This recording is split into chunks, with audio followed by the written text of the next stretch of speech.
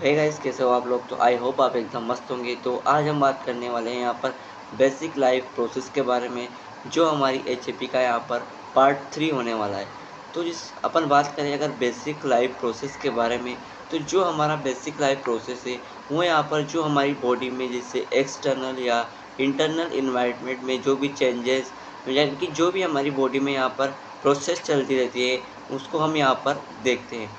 तो ये डेफिनेशन लिखी हुई है, इसको अपन पढ़ लेते हैं। The existence of life is mainly based on certain function and process which are important for a living being stay healthily and survive, and this basis external activities that are performed by a living being care called basic life process। यानी कि जो हमारी यहाँ पर healthily, यानी कि जो हमारे स्वास्थ्य और जो हमारी बॉडी के मतलब जो भी एक्टिविटीज़ यहाँ पर है, तो वो यहाँ पर हमारी बेसिक लाइफ प्रोसेस में चलती है। तो ये अपन देख लेते हैं यहाँ पर, ये हमारी बॉडी में यहाँ पर बेसिक लाइफ यहाँ पर 6 प्रकार की होती है। यानी सबसे पहले metabolism, respiration, reproduction, responsive movement, growth. आइए अब हम इन्हें थोड़ा थोड़ा डिटेल में यहाँ पर देख लेते हैं। सबसे पहले हम यहाँ पर मेटाबॉलिज्म को देख लेते हैं। तो जो मेटाबॉलिज्म है ना, तो वो हमारी लाइक यहाँ पर जो फूड है, जो खाना है, तो उससे हमारे यहाँ पर जैसे कि metabolism refers to all the chemical process that takes place in our body. यानी कि जो हमारी मेटाबॉलिज्म है वो यहाँ पर अपनी बॉडी में जो केमिकल प्रोसेस है वो यहाँ पर रेफर बेचती है। और it is basically the process by which the body change food and drinks into energy.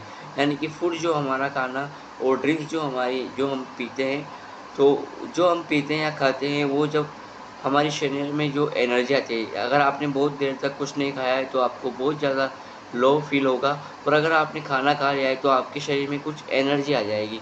तो एनर्जी जैसे कि जो आप मतलब खाना या पानी पीते हो तो उससे आपको एनर्जी नहीं मिलती है।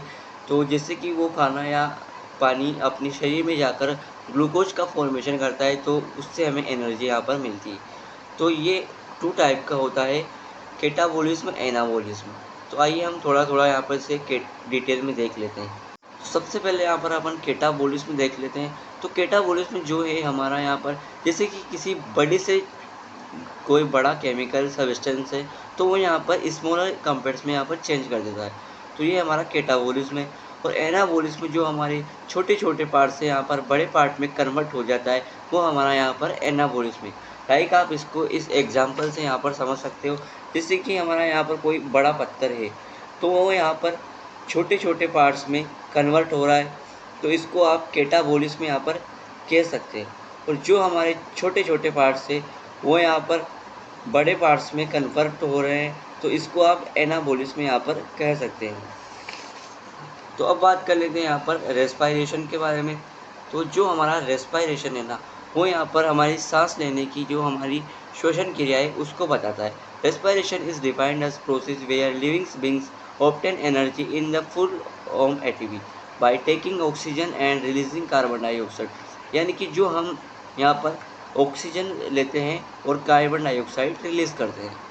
बात करें अगर यहाँ पर रिप्रोडक्शन की, तो रिप्रोडक्शन जो यार हमारा देखो इस सिंपली डिफाइंड एज रिप्रोड्यूस। यानी कि रिप्रोडक्शन का यहाँ पर सिंपली होता है रिप्रोड्यूस। मतलब जो हमारी 2 लिविंग बींग्स मिलकर, जो हमारी यहाँ पर 2 लिविंग्स मिलकर किसी नए लिविंग का यहाँ पर प्रोड्यूस करती है या उसे बनाती है, तो ये हमारा रिप्रोडक्शन होता है। अपने मतलब जैसे कि reproduction is simply defined as reproduce. तो रिप्रोड्यूस से मतलब हमारे जैसे ही किसी अपने जैसे ही दूसरे को यहाँ पर रिप्रोड्यूस करना है, उसको बनाना यहाँ पर रिप्रोडक्शन कहलाता है। अब हम यहाँ पर देख लेते हैं रिस्पॉन्सिवनेस।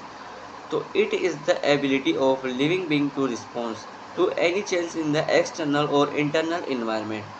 अब देखो यहाँ पर जो हमारा जो रिस्पॉन्सिवनेस है, तो वो यहाँ पर जो हमारा एक्सटर्नल है, मतलब जो हमारे शरीर का बाहर का वातावरण है, जैसे कि यहाँ पर कभी कभी वेदर चेंज होता रहता है, मौसम चेंज होता रहता है, तो उसकी वजह से। और जो हमारा इंटरनल इन्वायरमेंट है, यानी कि जब हमारे बुखार आ जाता है या हमारे बॉडी में कुछ भी अदर प्रॉब्लम होती है, तो वो यहाँ पर सिंपली रिस्पॉन्सिवनेस है। बात करें यहाँ पर अगर मूवमेंट की, तो मूवमेंट जो यार देखो हमारी बॉडी में जो भी, यानी कि जैसे कि हमारा हार्ट यहाँ पर पंप करता है, और देन जैसे कि हमारी रेस्पिरेटरी, हमारी ब्रेन यहाँ पर सोचने समझने की क्षमता और साँस लेने की क्षमता, मतलब जो भी हमारी बॉडी के अंदर यहाँ पर मूवमेंट होते हैं, जो ऑर्गन सेल्स होते हैं, तो यहाँ पर ये सिंपली मूवमेंट में आ जाते हैं। और अगर ग्रोथ की अपन बात करें तो growth is defined as increase, यानी कि देखो यार, जो ग्रोथ है वो जैसे हम पहले कितने छोटे थे और अब कितने बड़े हो गए, फिर इसके बाद और बढ़ेंगे, तो ये एक ग्रोथ होती है। यानी कि जो हमारे यहाँ पर सेल होती है, उसका यहाँ पर लाइक साइज़ बढ़ गया या उसका नंबर अगर बढ़ जाता है, जो हमारी बॉडी में यहाँ पर ऑर्गन और सिस्टम होते हैं, तो इनक्रीज़ इन नंबर, तो साइज़ बढ़ जाता है, तो ये हमारी यहाँ पर ग्रोथ होती है। तो आज की वीडियो में बस इतना ही, मिलते हैं अगली नेक्स्ट वीडियो में।